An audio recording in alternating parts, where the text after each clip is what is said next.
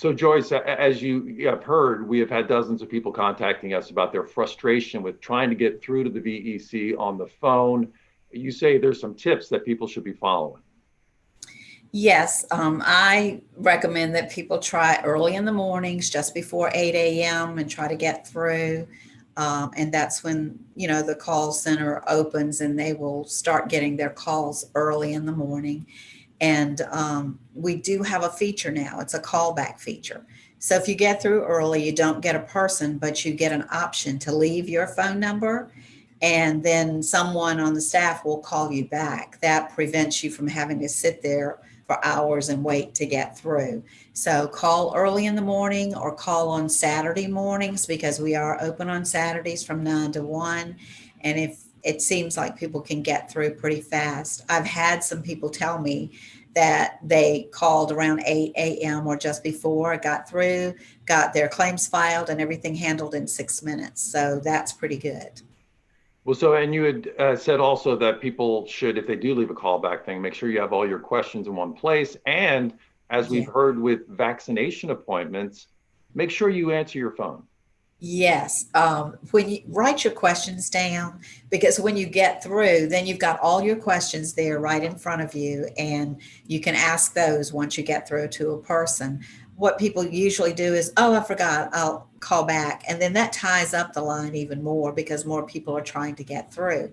And if you leave your number for a callback, please answer your phone. It could be 7 o'clock at night. Our people work overtime to try to catch these calls up and get this work done. And so you may get a call at 7:30 at night, and people will say, well, I didn't expect anybody from the VEC to be calling then. But please answer your phone, because then if you don't answer, you get back to the bottom of the list again.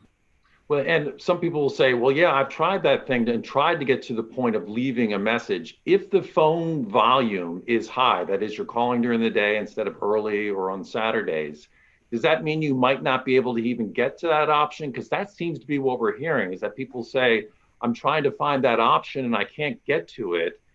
Does volume impact the ability to actually get to that point? Yes, volume does. Because we only have a certain number of staff who can answer these calls, and we don't want to have a week long wait. So we try to put in an option to stop it when we think it will get busy. We are getting 600,000 calls a week. So that's a lot of calls. And, the staff can't handle, 100,000 calls a day. So we open the option as much as we can. When it gets full, we start answering those, and then we open up some more space or availability for people to leave their callback numbers. Okay, making it even more crucial to call early, or as you said, on Saturdays. Now, we're a year into the pandemic, and you've described the volume of claims that the VEC has handled, but it's also a benefit year. That is, people have to be aware that a year in, they must, in a sense, sign up all over again. Can you explain that? Yes, you get a benefit year when you first file your unemployment insurance claim. And a lot of people were filing last March when the pandemic started. So their benefit year is ending now. And when that happens, you do have to file for a new benefit year. That's the only thing at this point right now you should be filing for, is a new benefit year, unless you're just recently unemployed. You will get either a text message on your phone or on your Gov2Go account, which everyone has a Gov2Go account. You will have a message saying your benefit year has ended. Most people I know have gotten text messages on their phone, and it gives you instructions as to what to do. And I tell everybody, follow those instructions specifically. And people in just a few minutes can file for their new benefit year. And it's still critical that I every would say week, there are quite a few now because it's March a year later.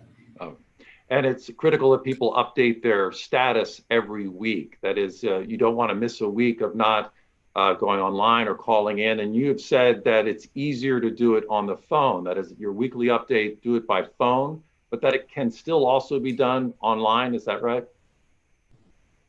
Yes, it can be, but it's easiest if you have to file, once you file your original claim, you have to file those continued weekly claims.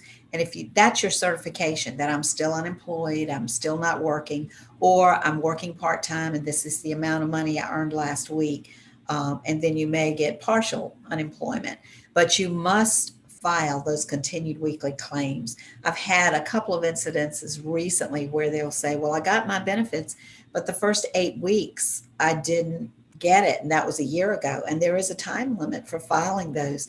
So when we've gone back and looked, they did not file their weekly continued claims. And after the time period has gone by, you can't go back and file those. So make sure that once you file your original claim, you file those weekly continued claims. And you said you've added a call center, and some nearly 700 workers are answering the phones or dealing with cases. Can you talk about that a little bit? Yes, we do. When we started, we had 52 staff people. And now with our extra third party contractors who are assisting us, we have over 600 staff, but they're not all answering the phones. Some of them are doing the back end work, that, as we call it, which is entering the information into the system and doing follow-up calls and those kinds of things. So they're also assisting with fact-finding interviews and calling people to get extra information that we need. Our Melissa Hippolyte did a story the other day where a woman in Richmond had gotten dozens, maybe hundreds of letters using her address, but all these different people who clearly did not live at her address. What is going on there? How could the VEC be sending 100 letters, say, to the same address, all to different people? Those are claims that have been filed in that name with that address, and then they get the return information from us. That is not claimants who are not getting their letters. And I realized as soon as that story ended, I was watching it and I saw one of the other newscasters say, oh, that's awful. Those poor people didn't get their mail. That's not the case at all. Those are not people who have legitimate claims. Those are people who are trying to fraud the system, and they've put a name in that they've stolen the information with an address where they'll try to come by and pick up the mail before the person picks their mail up.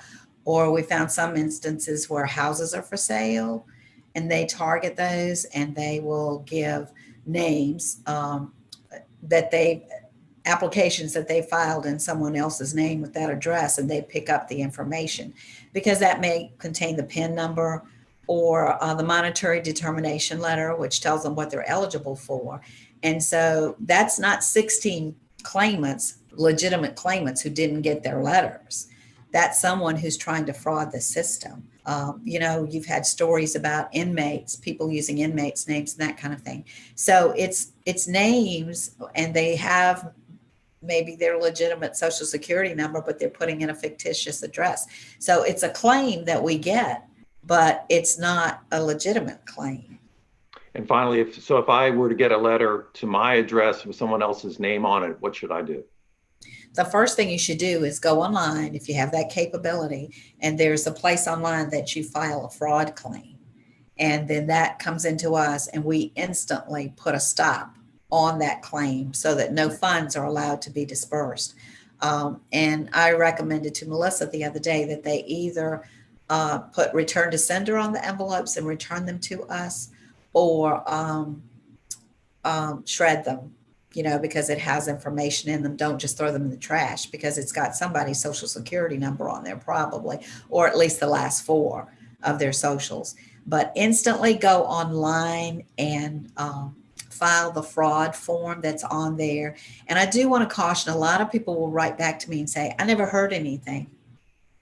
This is something I recommended just as late as yesterday. They don't get a response. We go ahead and we start investigating, but we do not call that person back. So I've asked that maybe we could get an automatic response on there that says, we received your fraud claim and we are investigating.